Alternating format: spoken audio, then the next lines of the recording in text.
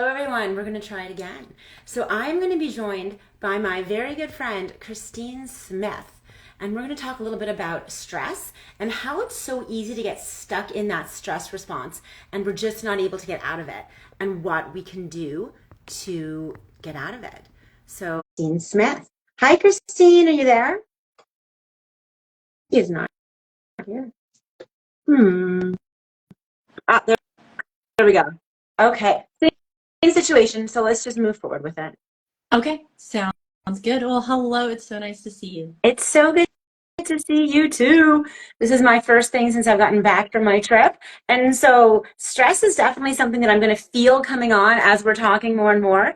I've still been in that very relaxed mode, but stress seems to be such a big thing that so many of us get trapped in, and we don't even know how to get out of it. And as soon as we have less on our plate, we just put more on our plate.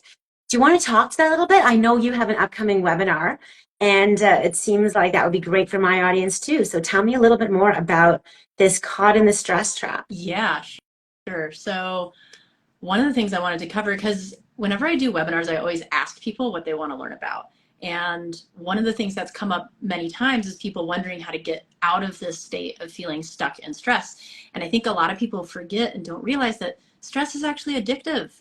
And so you can literally get addicted to your own anxiety, or addicted to your own depression, or addicted to your own stress. And there's a couple reasons for that. One, there's kind of like the adrenaline junkie concept, where when you have a stressful experience, dopamine is a part of that. And dopamine is our neurotransmitter that is like our reward chemical and motivation, and helps us focus and helps us be really present. And that is what happens in a stress response. So you get this odd pleasure out of resolving a stress response. And so then sometimes people will seek more stressful situations without really intending to, because they get the relief when that thing gets resolved. So that's like an interesting component of it. And you can habituate to it, meaning like your body gets used to it, so you need more and more stressful situations. But you were going to say something. Well, now when you say stressful situations, are we talking about things like parachuting and doing those huge, let's find some dopamine because these are exciting? Or are we simply even talking about like putting more and more work on us and getting addicted to work? All of the above. Can even be getting into certain kinds of relationships or friendships. And it's like, it's something that can draw you, because also, especially if you've like had that earlier in your life, your body is kind of adapted to it and it's your norm. And so your body has a tendency to go back to it as a default mode network, meaning like the network in your brain that's more hardwired than anything else. And so it's like you have a tendency to fall into that unless you maintain some kind of practice like meditation or reflection or mindfulness or something like that, to develop the pathways that you want to create and to strengthen them by practicing it, versus falling into your very strong default mode network. Now, the other piece of this that can be addictive that people don't realize is you create what's called maladaptive homeostasis, meaning your body is finding a state of balance, but it's in a way that isn't actually technically adaptive for you. So let's take cortisol, for example. So if you run on like a moderate to high level of cortisol, but that's just how you run, like that's how you're familiar with life, it's whatever, which I think is a lot of us these days, because we also have our societal pressures where it's like there's honor in being so busy that you run yourself into the ground, when we really need to reframe that. So there's like the societal pressure too. But let's say that you have that moderately high level of cortisol most of the time. And then you start meditating and that cortisol comes down. And so your cells are like, hey, this is not the level of cortisol that we're used to. Do the thing that makes you produce more cortisol. I'm trying to maintain homeostasis here. So it just sends the signals to your brain to produce more cortisol. But the way that that works is we're sitting in meditation, we're thinking about our bills, or we're thinking about our problems, or we're thinking about that argument that we had with a family member or a friend, or that, work thing that's coming up. And this is why when people aren't familiar with meditating and you've been in a high stress state, you sit down and it's like your brain goes insane and you hate meditating because all your stressful thoughts come up. When actually it's like the thing that you need most, because really they need to come up and then discharge, and then come up and then discharge. And that's kind of one of the ways I've started describing meditation to people, is like, it's a physiological mechanism. Like our body needs to void urine, our body needs to void waste. We also need to void our mind of waste. And so it is a time when you can actually let your mind kind of just let go of things, even if they're coming up, but you have to let them come up and let them move through without being attached to them. And then as you start meditating more and more, your body's like, oh, now we're at a different level of cortisol most of the time, and it's a lower level. Okay, well, I'll just switch our homeostasis mechanisms to maintain this lower level of cortisol. But it takes you like 2 to 3 weeks of consistency to get there, and then consistency after that, especially if you have a very strong stress default mode network. So that's a general way to explain it. So a way to think of it then would almost be like the set point. We know that we have a weight set point, and that's why people gain those 10 pounds, or they lose the weight, but if they don't maintain it, they gain and even more. And it's because your body's trying to maintain that homeostasis, because every cell knew exactly how much energy it needed to require to stay at that weight set point. So what you're saying is we also have a cortisol set point, or a endocrine or hormonal set point within each of our cells that is trying to maintain. Yeah, so we kind of talked about like the addictive component of it, just because of like dopamine and resolving a problem and the relief that comes. And then we've talked about like the physiology homeostasis component, which can be any variety of hormones, but I was using cortisol as an example because that's the one mostly associated with stress. And then we can talk about the like mental psychological component, because if you are a person that has that really strong default mode network from earlier in life, or you have a tendency to kind of operate in anxiety or depression or stress or those kinds of things, when you're not in that state and you're calm and you're content, it feels uncomfortable because it's something unknown. And especially if you tend to operate with anxiety, you worry that you've missed something or that you're like not covering something. And so that's like the psychological component. And so let's talk about that. So uncomfortable. What is, for many people, would that be like a boredom, would you say? Or would it be more of a frustration? Or what kind of emotion is attributed to that? Yeah, kind of, it depends. So it could be boredom for the people that kind of have that adrenaline junkie component where it's like you're seeking stressful situations because it's almost validating to you in some way. And it's just like what you're familiar with. And then there's, yeah, I guess just like the mental component of it all. So really just tapping into this concept that we get addicted to what's familiar. So you can be comfortable being depressed because it's familiar.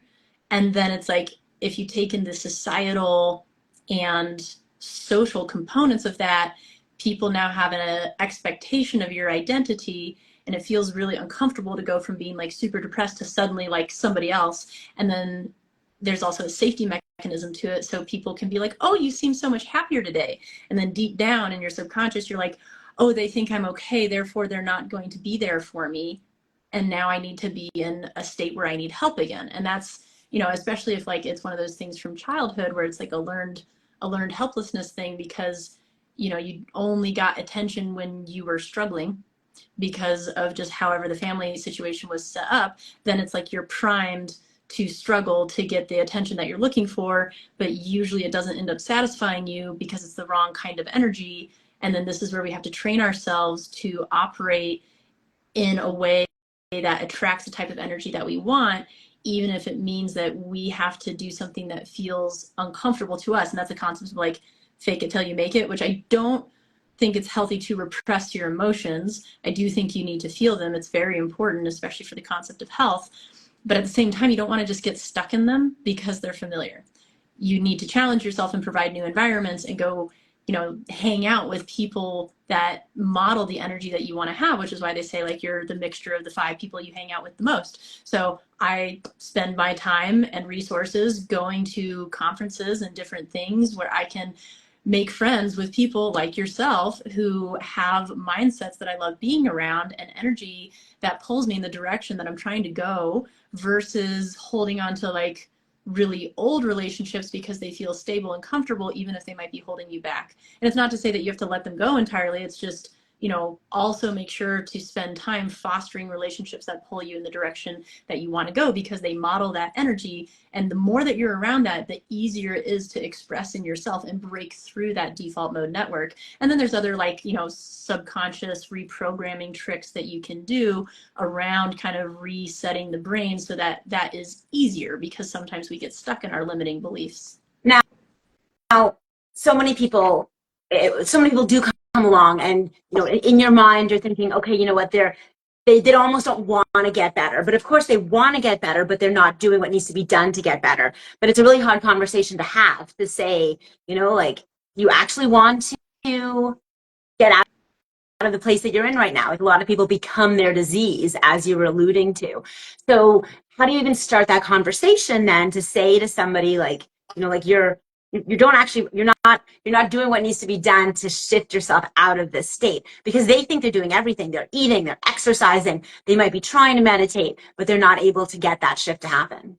Yeah. So the whole reason that I'm teaching this master class is it's part of a series that I'm making around helping people to understand the different systems of their body and what systems play off of other systems, and like which system you have to have in line first for the other ones to respond. And I have found time and time again in care, especially in complicated cases where they're like, I do everything right. I'm the healthiest person I know and I still feel terrible. Like, what is wrong with me? Or they're dealing with some autoimmune thing or some confusing pain thing and it's just not making sense. There's usually a nervous system component to that. Like your nervous system is stuck in some kind of dysregulated state. And that can be just from like going through a slew of life events that just kind of like sucker punched you multiple times in a row, right? And if your nervous system is stuck in that state, it creates what's called a cellular danger response. So your cells are in this state where they're actually kind of like stiffer and they are not in a state to absorb nutrients. They're in a protective state. So you can be taking all of the nutrients, but you might not be absorbing it because your nervous system is in the wrong state. So by focusing on the mind and our energetics and the signals that our brain is sending to our body first and foremost, a whole bunch of stuff can regulate from that alone, which is why there's so much research on why mindfulness can like completely transform autoimmune reactions or gut health. Like, Dr. Joe Dispenza has shown that people completely change their gut biome in 1 week of solid meditation with no other lifestyle changes as a completely beginning meditator. So it doesn't even have to do with experience, it has to do with depth and consistency and intention and like really understanding the concepts behind it. And I think a lot of people are like told to meditate, but nobody really talks about how. So that was one of the things I'm going to go into in the masterclass is like the totally different kinds of meditation, which kinds serve different purposes. And then like a variety of different basically like subconscious hacking tools, right? And there's some that you can do to yourself and some that you can do with a practitioner, but there's a variety of them that really help to balance out the emotions that you're having so that your conscious mind and subconscious mind are actually having the same conversation, because our conscious mind is only 5% of our mind. 95% is subconscious. And it's so true. When I was in Thailand, not this time, but the time before, I did a 10-day silent meditation retreat. And there we had the Buddhists teaching us how to, like the abbot would give us a seminar every morning on meditation. And then we spent the entire day in meditation and silence as well. So it was definitely a unique experience in learning all the different kinds of meditation. Now, how important would you say it is then to have a regular practice versus doing it when you need to in order to overcome something like the cell danger responses you were discussing? Sure. They've shown in the research that consistency is significantly more important than duration. So even if you meditate 5 minutes a day, it is that time of letting your brain void its waste and come back to a state of balance and kind of re-regulate and recenter. And when you're in that state, in those brainwave states, it's the idea of going into heart coherence, meaning that your brain and your heart are actually communicating correctly, and then they're sending the correct signals to the rest of your body. So just that, it's like rebooting your computer in the morning, right? It's just like your computer works better if you reboot it and update it. So it's like, that's kind of a way to think of it. Now you can certainly do it like just when you feel bad, but it's going to be like going to the gym just when you need to lift something heavy. It's like, it probably won't work out that well, even if it might prime you for it and help a little bit. And I've gone through this in my own life. Like I've gone through periods where I have really solid, consistent meditation. Like I am the best version of myself when I meditate like an hour and a half a day. Now that's like hard for me to keep up, right? Like I try, but it's hard sometimes. And sometimes I'll like go on vacation and then I'll fall out of it. That's usually what happens. I go somewhere else and then I just fall out of the practice.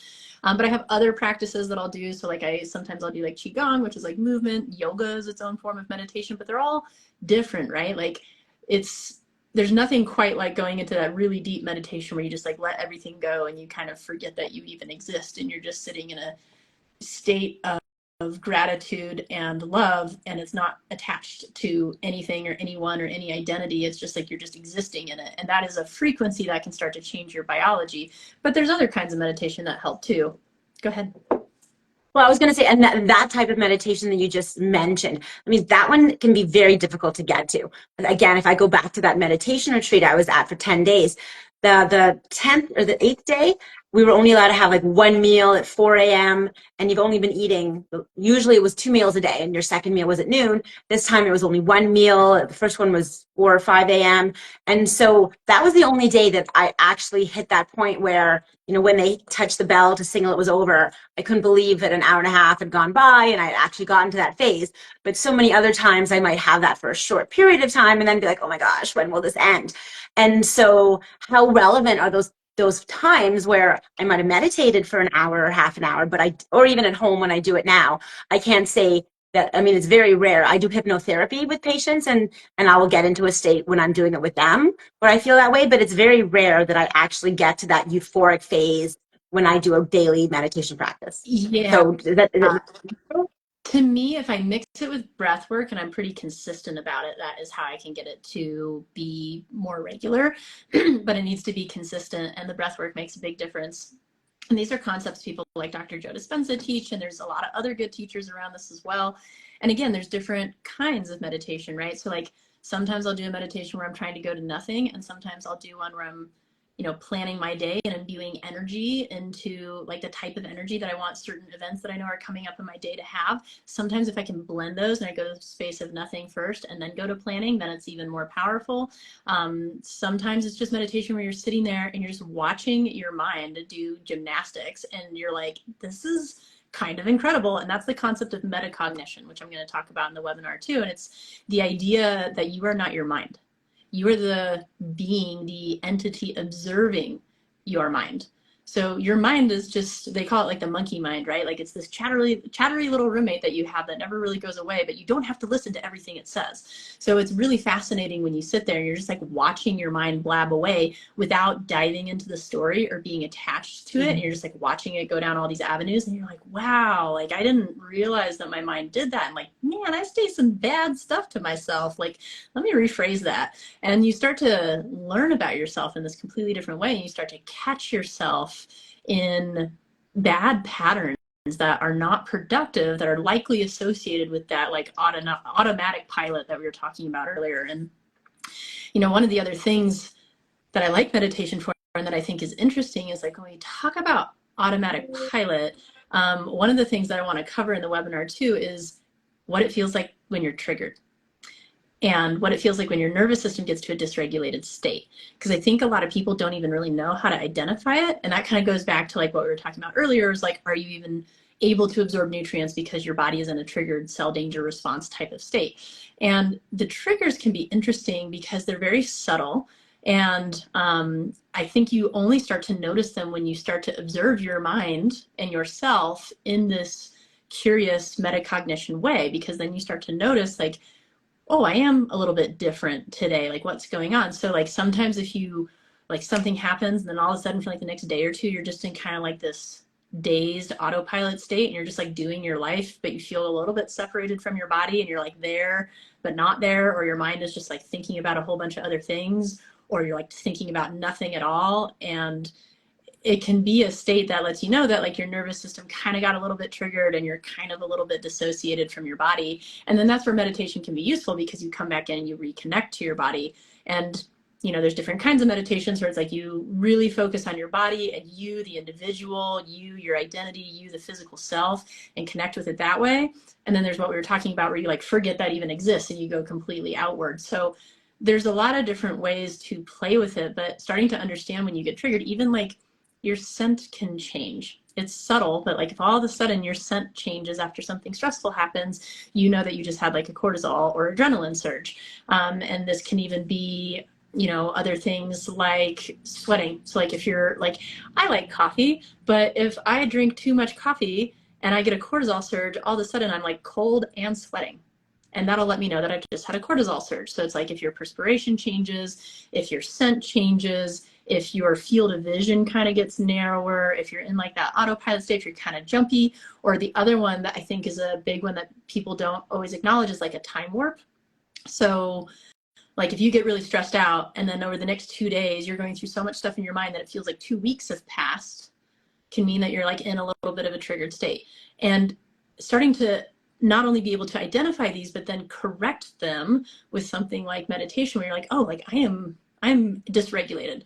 I need to go like actually do a solid meditation for like 40 minutes and just like sit there and re-regulate my system and recenter. And you can keep it super simple, right? Like you can just like focus on your energy centers, like your chakras, and just like go up each chakra and basically just bring it back to the center energetically, like in your mind.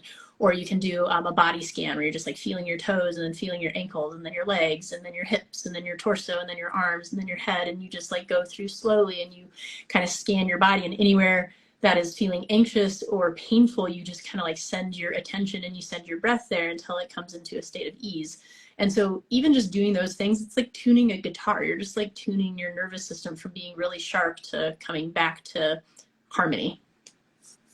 Can we go back a little bit to the cell danger response? And so one of the things when we think of it physiologically, we know that inflammation can play a huge role. We know that infection can play a huge role. And these are the things that cause the cell danger response. And just to remind everybody what that means, I've talked about it a number of times, but as Christine said, your cells actually close into themselves. And if you're under attack, if your house is under attack, you're going to put up a wall to stop people from getting in and out, and you're not going to let people leave and you're not going to let people in. And so that's what happens during the cell danger response. Your cells kind of protect themselves and they become stiffer so that things can't get out and in. And so it can be a cause of many, many things that are going on.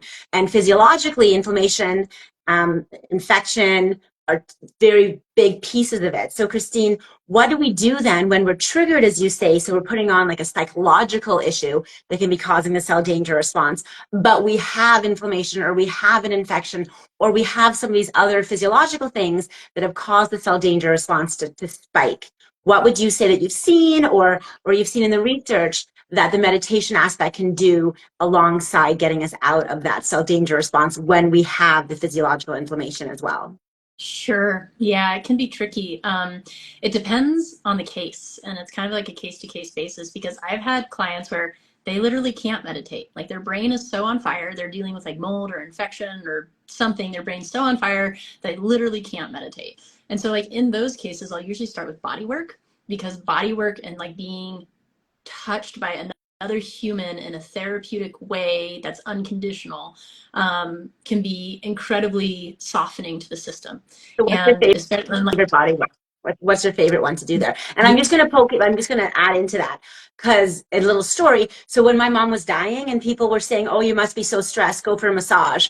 I remember thinking like, that would be the worst thing ever because I would have an hour in my head.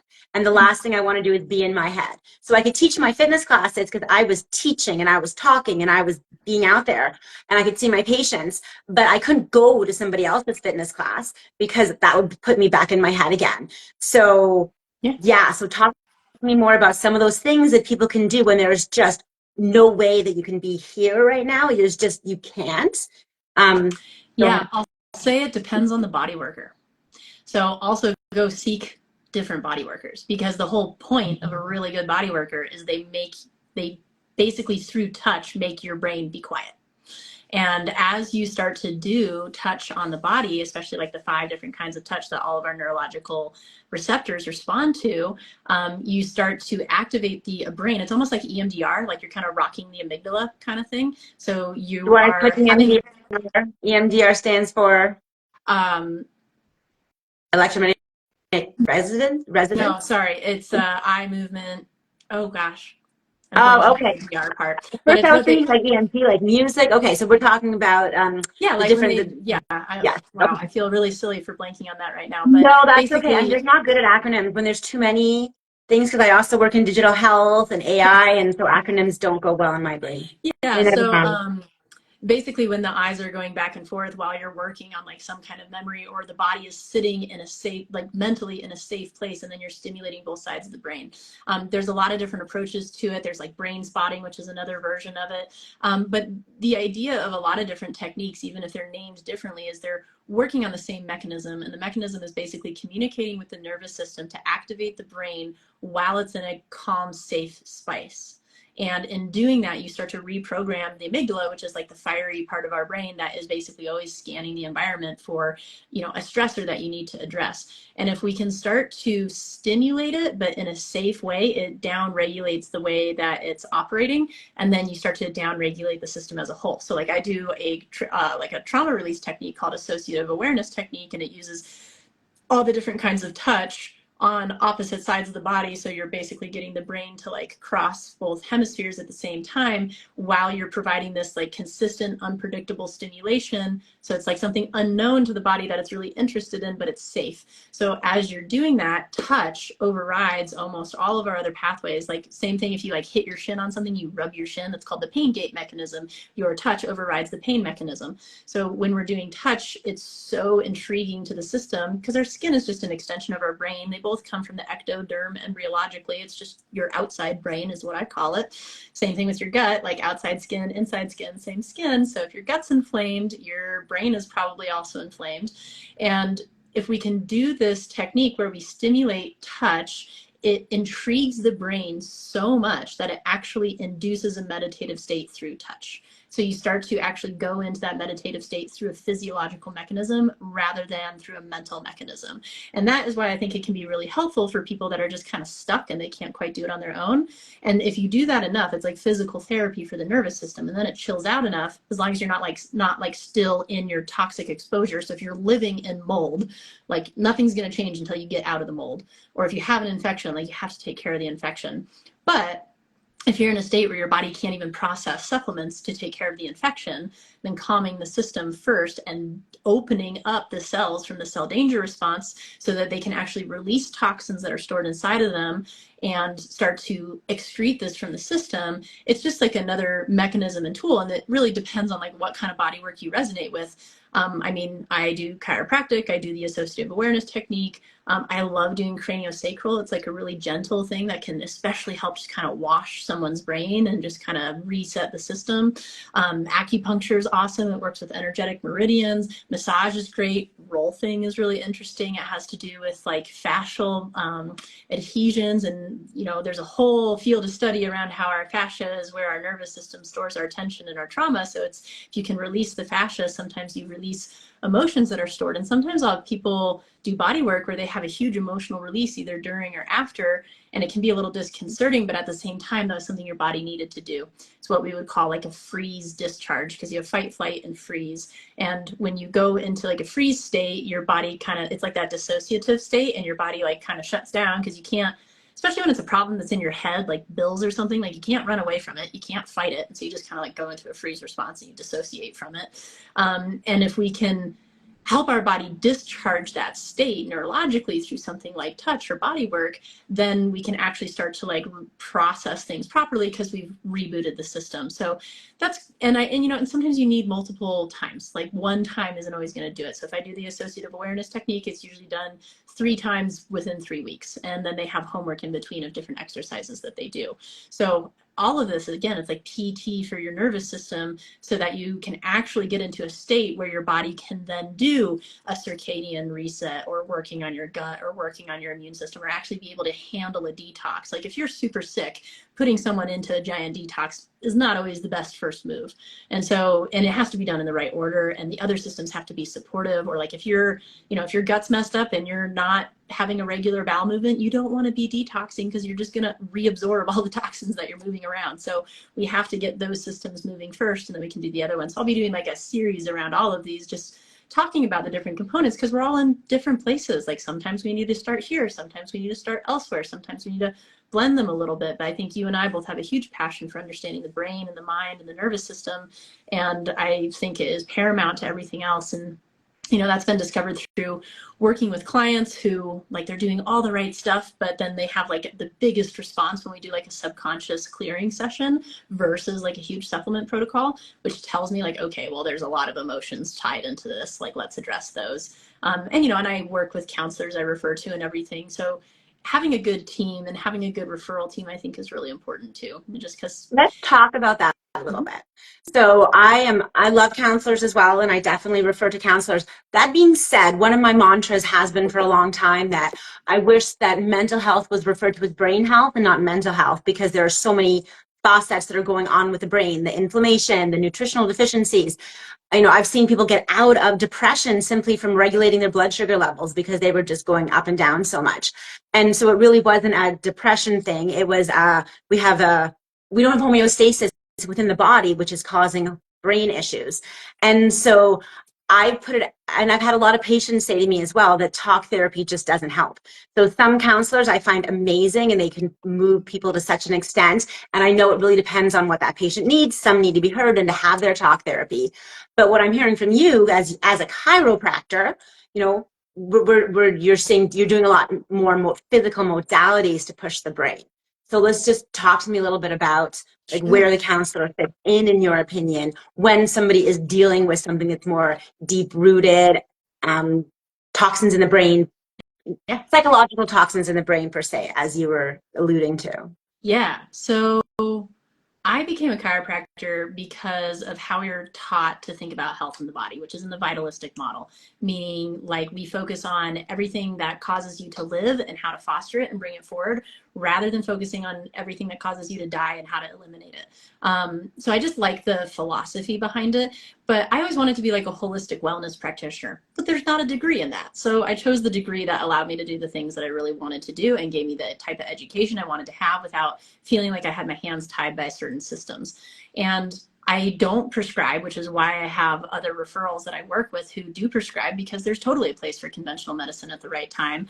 But I prefer to use food as medicine and nutrition and lifestyle and seeing how far I can get people with that, or working in collaboration with their conventional practitioner, which I do all the time. And I've had patients come in with different things. So I had a client come in and she had just gotten like pretty majorly triggered from like a really heavy early life trigger for her. And her nervous system was just in this like dysregulated state. So in that appointment, I was like, okay, we need to kind of clear out the original trigger. And if I do subconscious work, I don't dive into the story because that's counseling. That's when I refer someone for counseling.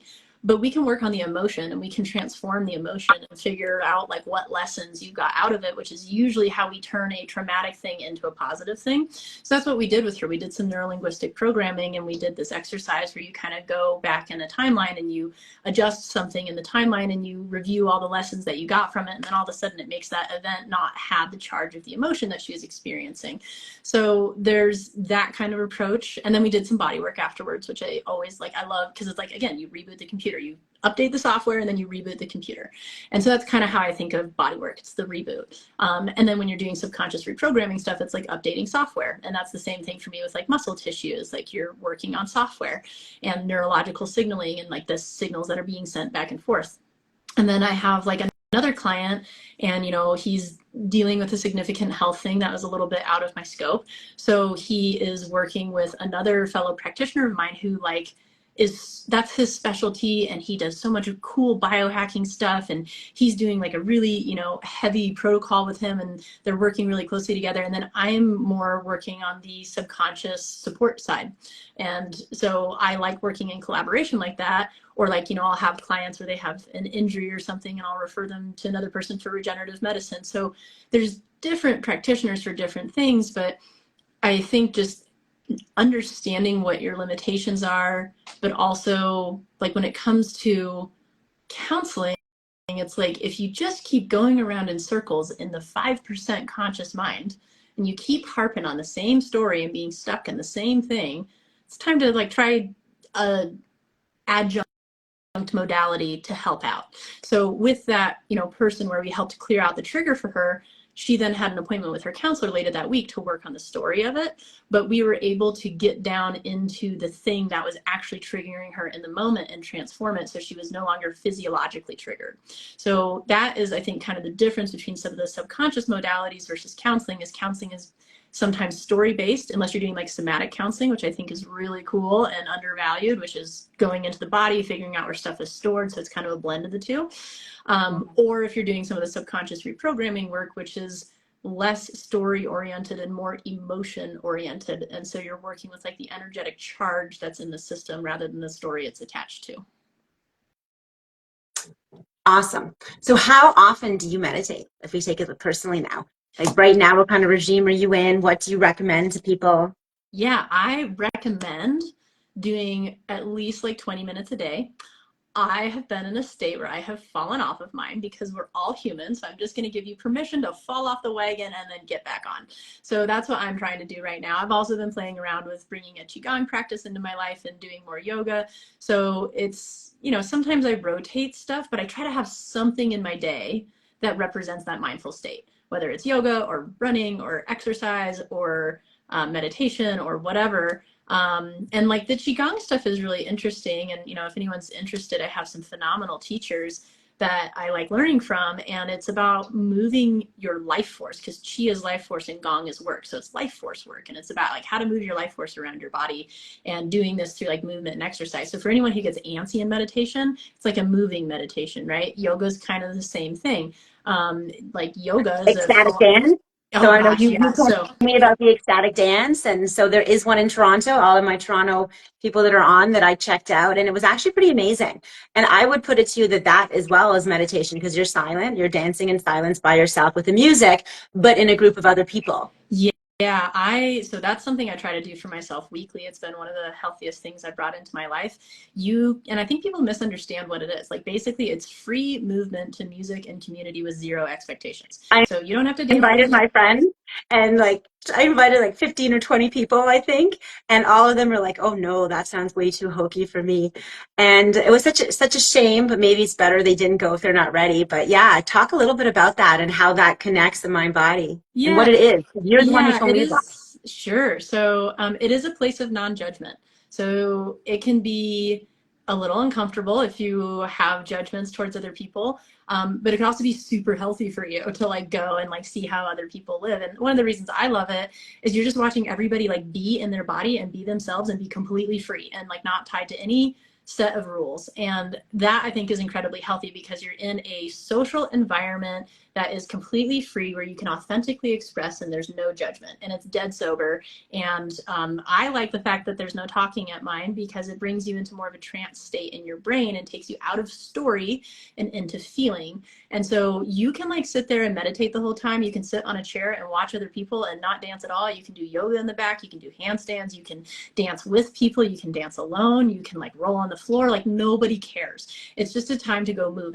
That is where I do my stretching. Like that is where I stretch the best all week. So I go and I start with like 20 minutes of just stretching my body and feeling into it with music in the background. And then I'll go dance and I'll let my body move to music. And it's tapping into this rhythm and this frequency and this shared experience with other humans. And it's really interesting because it's kind of different than a concert because everyone's like so in it that even if it's a crowded room, nobody ever runs into you.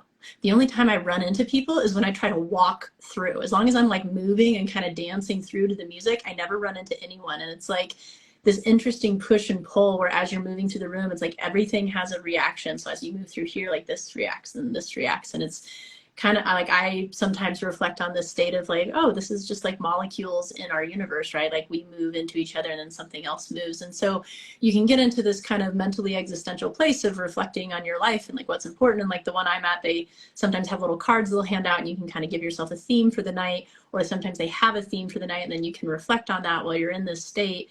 And then at the end, like sometimes people can share or you can just leave or whatever, but it's almost like when we used to dance around fires as a community and a tribe, right? It's like way back in the day. Sometimes there's kids there. I think it's really healthy for kids to see adults playing and like hanging out and just like being in their body and like being able to be there and like be in community with elders. And there's a wide variety of age ranges. Like the one I go to, there's kind of like this woman who's almost like the mother of the community. It's a 20-year-old community. They like asked the land before they did it. And there's a bunch of them like that. They all have kind of different flavors, but it's just a time to be in community in full authentic expression, unjudged. And I think yeah, that in itself Melissa, is really, I totally agree, Melissa. I just got somebody telling me they're going to come with me next time. Um, and she wrote, it really takes the ability to be non-judgmental and so interesting to witness how we react to ourselves and others. And it's so true. I actually took my daughter, and afterwards I thought, you know what? I'm really glad that her and I went together because she's in a drama program. So she said it's not that dissimilar for what they do in class because she has an amazing teacher and he has them do this kind of self-expression in class. But this was probably a little bit more so. But absolutely to watch, as you said, somebody rolling on the floor and not to care what anybody else thinks, and somebody else who's dancing like they're, getting paid to dance. because they're at that level. So, and the one I was at, maybe they're all like this, but has a DJ at the front of the room and has a little circle where you can burn incense in the middle of the room. So I guess there is a little bit of that woo-woo feel, but I think there's a reason that those things came into play in the first place. Like, again, if I go back to my trip that we just went to Thailand, every single house has a, oh my gosh, I'm going to use a spirit house.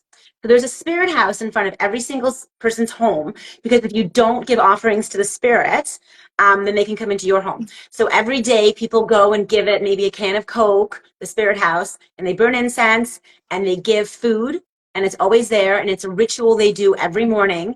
And this is in Thailand, and they've done it for so many years. But all of these cultures that really go back to self-introspection do something to honor the other energy in our life, let's say, whether it's a spirit house or what we're thinking about. So I do think that all of those pieces come into play in some regards as well. It's just, and that's something I'm going to talk about in the webinar too, is like the importance of intention and ceremony. Like we've just like completely lost the concept of ceremony in our lives, and it doesn't have to be complicated. It's just like taking a moment to have an intention. And I think in those communities, you just kind of get to like drop all your problems for a little bit and drop all the stuff that you're worried about. And you just get to like be and move in your body and move with other people. And you're sharing something, whether you're there with people or you're like disengaged from them, but you're still sharing the experience. There's a guy at mine, and he loves to journal. So he just goes with his journal and he like sits in the chairs and he just writes the entire time. But he was sharing with us, he's like, yeah, I do this because I get my best creative writing done here. And I feel like it's because of the energy that's produced by the group, and that it's something that I wanted to transmute into words. And so I think that's super cool that he does that. So it's like, you can go and do whatever. That can be the space that you meditate in. It's just a time to do it in community, which is really nice. And you know, it doesn't have to be ecstatic dance. It can be whatever kind of community you want to be in. But I just think those ones are particularly interesting because it involves movement and breath and music, which is all like frequency-based stuff, and kind of gets you on the same level as everybody else. And I like the fact that there's no talking, because it forces you to get out of your story when you can't talk. And when, even if you're talking in your head, right, when you're just in an environment like that enough, all of a sudden words kind of start to disappear, unless you're maybe writing in your journal or something. And everyone, you know, experiences it differently, but that's just like one of many different mechanisms that allows you to reset. Like even going camping is similar, right? Like just changing your environment for a little while and like unplugging from all the stuff that you're worried about. And that's essentially what meditation's for too. It's a time to just take a break from the load that you're carrying. And that break is what lets you reset. And interestingly enough, going back to the whole silent piece of it, I'll never forget when we started the 10-day silent meditation, and you can't speak. And so I think I cut in front of somebody, or I don't know, I was holding the door open for somebody or something, and suddenly I let go of it, and I want to be like, oh, so sorry about that, and oops, ooh, am I in your way? And I just suddenly realized, like, no, I'm not even going to speak. Like, if the door hit her, that was probably her fault. She walked into it. And I didn't have to acknowledge it. I'm not even supposed to acknowledge it or apologize or do anything, because we're all just in our own introspective space. And it was very, what was the word I felt? It felt like a weight off my shoulders to not have to worry about anybody else but myself for that 10 days by being apologetic or by having to say thank you. Oh, that was what it was. She held the door open for me. And so I wanted to say thank you. But again, that's not what the place is. And so that was such a relieving feeling in some ways to not have to do that. Well, and you know, because we do have all these extra pressures on us all the time that you don't even think about. yeah, absolutely. And you know, if anyone ever decides to try this, like it can go in stages, right? Like I didn't open my eyes for like the first 6 months that I went. And then I like maybe started looking at people. And then it took me like another 6 months to even like be able to interact with somebody without touching them. It's like an energetic shared experience. And then another 6 months to even dance with anyone. And then it's like, and then getting more and more confident. But it's also a super interesting way to meet people, because you're meeting them through their energy and how they express through movement rather than words. So it's like a totally different experience of meeting people. And I would assume that you probably had a similar thing on the silent retreat, is it's like you're meeting people through like their energy, and it's just different. Mm-hmm. Definitely. All right, we really moved away from the whole, if we could bring it back a little bit to the whole stress and the relieving things in our body. They're all interrelated. Everything, absolutely. absolutely is interrelated. Or even if, if I don't digress for a moment, just to talk about community, and I'm just going to let everybody who's listening know that I'm going to be doing one thing a month starting at my clinic to bring back community. So just some kind of fun event, whether maybe we'll do an ecstatic dance at some point when I think people can handle it, but just do something at the clinic to try to bring back that sense of community, because it really has been gone for too long. And how do you think, like, let's go back to stress and community in the brain. What do you think that has an effect on us, that whole COVID-19, isolating yourself and don't reach out as a community? Yeah. I think we are going to be still seeing the health effects of the events over 2020 for the next 10 years. I think some of them are going to result in things like autoimmune and other conditions, because I think there was an epigenetic switch that got flipped during that time because everyone was living in such a state of fear and trauma. And that could be from either side or whatever. There's like 50 different sides, right? Like everybody had different opinions. And so like no matter where you were, the fact that there was so much conflict generally created some kind of major stress in the system. And then being isolated when we are incredibly social creatures creates a whole other kind of stress. And they've shown that loneliness is more detrimental to health than smoking. So really depends on how lonely you were feeling that during that time. And there's also that weird concept that you can be like surrounded by people, but if you're on a different opinion, you feel like the loneliest person in the world. It's almost more lonely to be surrounded by people and feel alone than it is to actually be alone. And so I think there's definitely some health components of that people are still getting out of, like my system included. Like that was like a challenging time in my life because I was in transition and like everything went wrong. And my system, I think, is still recovering and learning to come back and trust the universe after that experience. Because when something like that goes so unpredictable and it's so worldwide, it's also like you start to have this little bit of like an existential crisis with yourself, and that can also create like epigenetic switches. So in this, I think the more that we can focus on teaching people how to regulate their system, one is going to boost their immune system should something like that ever occur in the future anyway. And two, it just teaches them how to regulate during that time, because, this is the stuff that like the Navy SEALs and stuff train in, is like, how do you keep your system regulated at a time when you get massively triggered so that you can still perform? And so it's like, these exercises are how you do that. This is the gym for your brain, so that, again, you're not only going to the gym when you have to lift something heavy, like you're staying in shape should that thing arise. So yeah, out of all of that, I mean, it switches inflammation triggers, that cortisol response steals from your sex hormones and it steals the building blocks from your thyroid hormone. It affects your overall chemical balance in your body. It just really disrupts it. Like, we're meant to have acute stress responses to like run away from the tiger and then discharge. We are not meant to be stuck in it for a couple of years. And then this is how all of a sudden your body starts to break down, or it's just not the same, or you're really emotionally reactive, and then when you get this stressed out and that cortisol is present, your immune system goes down. So when you stress out about illnesses, it actually makes your immune system not work as well, ironically. And so I think it's also a huge component that like you may have had your immune system down during that time, and then like let's say you dealt with getting sick, and then all of a sudden you kept getting sick and you kept getting sick, and then you like picked up infections you don't usually pick up, and then your body gets stuck in this like little bit of a toxic state, and then that's hard to get out of. So it's much easier to maintain health than it is to recover it. It's much harder to recover it once you've kind of gone over an edge with something. So that is why I encourage people, like I try to teach my clients, especially like in like the online courses that I do, or group programs, or even just in my care with people, of like how to live a sustainable life. Because I went through a time when my body was like not cooperating. People were like, just stop eating everything you're sensitive to. I was like, okay, well, that's literally everything. So you can't do that, right? Like, we still have to be able to enjoy our life. We have to let it be sustainable. We have to have like our small pleasures sometimes. But there's a really big difference between like eating a cookie and feeling horrible and guilty about it, and eating a cookie and being like, okay, I'm going to do this once this week and I'm going to enjoy the heck out of it, but then I'm not going to eat another cookie for a month. I think that's a much healthier way to be than like guilt tripping yourself or binge eating or any of those things, because chemistry processes it differently.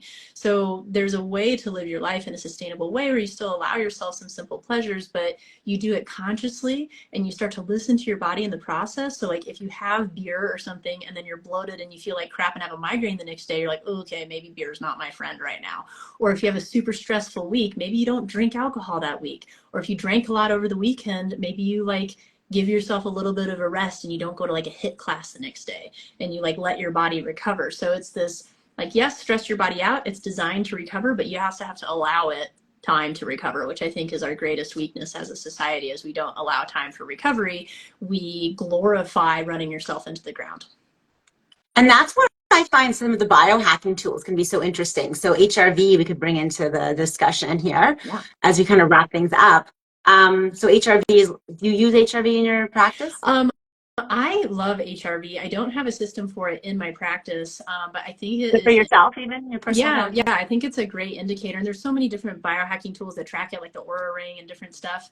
And it's basically a way to see how well your body recovers. So HRV stands for heart. Yeah. Yeah.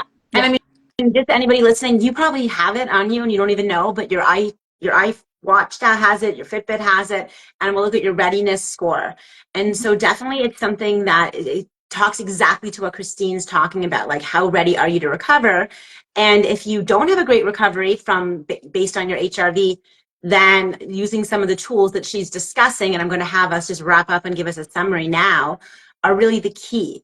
And so if you don't have a way to measure it, send me a message. We can talk about different things out there and what might be best for you. But let's think about using HRV, your heart rate variability, to show you how you're resting and recovering. And so, Christine, let's kind of sum up and say what the big ones are. Because I'm going to tell you, I can't meditate. I like biohacking tools, so I have a brain tap in my clinic, and they say that what you do in 15 minutes with brain tap is what it would take 20 years to get into a meditative state to get you to that point. So I do brain tap because I need shortcuts and hacks to make it work better for me. So brain tap, heart math, which is a biofeedback technique. Do you use heart math? I know about them. I don't have it in my clinic though. Yeah, you have So all the that's fun stories. So that's a biomechanism. So you can see sort of like if you're getting into that heart coherence. That's why I asked you if you used it, because you used that term earlier. But so I'm kind of all about like, show me some ways I can make it work a bit better. And I know you can't really beat the system, but one that you did mention, well, the ecstatic dance, I would put to you, as well as running. Like, so I will run without listening to anything so that I get that meditation in while I'm doing it. And when I walk my dog every morning, again, I will, unless I need to practice for my class, I will listen with not listen to anything and use that time to just be in nature, think about the world, have some mindfulness, because I know I'm not going to be able to sit down quietly for half an hour every day. So can you talk to me about things that anybody who's listening can sort of put into their life, some of the suggestions that I just gave? Maybe those are good enough, maybe they're not, to help us rest and recover or get into that stress breaking state that we started talking about. Yeah, sure. So I think of it as like anything, like you were kind of mentioning rhythmic, right? So I think anything rhythmic with movement can induce that kind of meditative state. And, you know, sometimes I'll let my mind wander, but turn it into a meditation. So it's like you can let your mind wander, but as soon as it starts going on 10 different pathways, like bring it back to one pathway. And then just focus on that one pathway. It can go wherever you want, but just like one voice in your head. Just focus on the one voice. And, you know, that can be an interesting thing. I think being in nature is huge. Like we all know that that regulates us, and like grounding and all of those kinds of things. So giving yourself time outside of a city that has like cars and lights and stop signs and horns and traffic and this person over here. And oh, I almost just got hit by a car. Like letting yourself take a break from that amount of stimulus, I think is huge. Taking a break from your phone too. Like I love social media. It's an incredible tool. It connects all of us. It's beautiful, but it's totally addictive, and they've designed it that way. So it's like, you know, take breaks from your phone. Like every time you get a message, it's a dopamine hit. And so it's kind of like if you're doing your phone late at night, it's like you're like doing little bits of cocaine before you go to sleep. So it's like give yourself a break from those kinds of stimulus. And there's like a lot of different kinds of stimulus, but something quiet, which is essentially what meditation is too. It's taking time to just go inward and be quiet. And for anyone that struggles with it, sometimes if you're inexperienced and you just sit there and try to be silent, it's like drives you insane. I listen to music all the time. I very rarely listen to music with words. Most of my music is instrumental these days, and it's just like something to give me rhythm in the background, and like it lets my mind kind of wander and think and be creative, whereas words will pull you into a story. So I try to kind of take a break from words, which is part of what we talked about with ecstatic and whatnot. And even just breath, right? Like sitting there and taking an inhale that's 4 seconds long, holding your breath for 4 seconds, exhale that's 5 seconds long, and then holding your breath for 4 seconds and then doing it again. That's called box breathing. I added an extra second onto the exhale because they've shown in research that if you exhale longer than you inhale, it'll start to turn on your parasympathetic nervous system, which is your rest and digest nervous system. So breath work can be hugely powerful. If you start incorporating it before meditation, I find that's when I get my deepest, best meditations. But it's like you have to kind of do it in an effortful way, and you can, you know, search on Google or YouTube like Dr. Joe Dispenza breathwork meditation, and like the great explanation will come up. He has one on his website. There's different kinds of breathwork. You can go to breathwork workshops like holotropic breathing, which can actually release like a bunch of stuff from the system. But yeah, even yoga or even a walk, like just going on a 15-minute walk twice a day, preferably at sunrise and sunset, because that change in light, if you do it without sunglasses, actually starts to reset your circadian rhythm.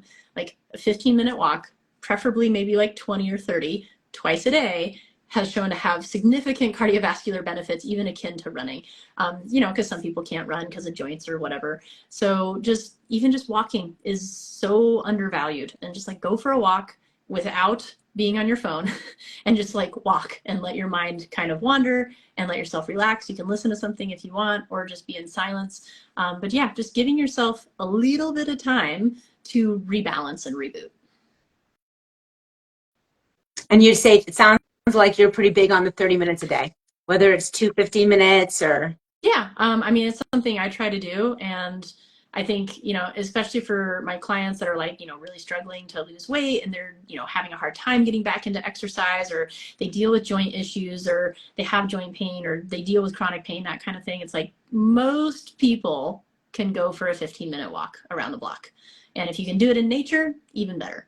And, you know, but make it doable for yourself. So it's like, if you don't do it because you have to go drive to a mountain to do it, then just like walk around your neighborhood and just like walk around for 10 minutes and come back home, or like do it after dinner. It's a really great thing to do with a partner after dinner, because it makes you digest better and just kind of gets it moving through your system, kind of lets everything kind of relax afterwards. So that can be like a great after dinner activity for the family. Like we go on our family walk for 15 minutes after dinner, and it's a nice way to connect too. So it's just, you know, a simple thing that I think is really, really doable. Awesome. All right. So you have this big webinar series coming up. So send me the information and I will put it into the messages at the bottom, or let's put it in the comments at the bottom for sure. But why don't you just tell everybody now that are still on, Yeah, where they can hear more about it. For anyone listening, I'll be doing a webinar on Tuesday, the 26th of March at 6 p.m. Mountain. It'll be live, but there's a recorded version. So even if you can't come, just sign up anyway and you'll get the recording. You can go to Depth, D-E-P-T-H, like you have depth, depthwellness.com/links, L-I-N-K-S, and it'll be right there. You can click on it and join. You can also just click on my image here on Instagram and go to my bio, and the link is in my bio. But it should be really fun, and I think it'll be a great talk. I've been specifically incorporating questions that the community has asked to really answer things that you guys want to know, because I think a lot of people are told what to do, but they don't always get told how, and they don't really understand how it works and why, which I think if you can understand the physiology, the motivation to do it increases significantly. And this one is specifically about, you know, alignment in the mind. So it's called Your Brain, the Pharmacy, because your brain is the most powerful pharmacy you'll ever have. And then after this, I'll kind of be going through like those 8 cycles that I teach about in my care with people, because not everybody's ready to come in and do like, you know, deep care with a practitioner. Sometimes most people are very smart and they can make a lot of great changes on their own in life if they just kind of know what to do. And so I'm going to be going through those series over the next 8 months of helping people to kind of understand how to work with these systems in their body. So after this one, it'll be like circadian rhythms and really understanding adrenals and the stress cascade and how to work with them. So yeah, if anyone's interested, I hope you join. Should be fun. Again, sign up if you want the recording. And yeah, I'm always sending out fun facts and doing cool things like this with people like you, because I just want people to feel empowered in their health. I think our current healthcare system is pretty disempowering and makes you feel like a victim that has to be fixed by someone from the outside. And I just want to remind people how powerful your body is and the incredible intelligence that it was born with that you can access. Amazing. All right. Well, thank you so much. It was fun to have our chat, and I look forward to hearing more. Thank you. It's always so much fun to talk to you. I appreciate you so much. Mwah. Thanks. Bye. Bye.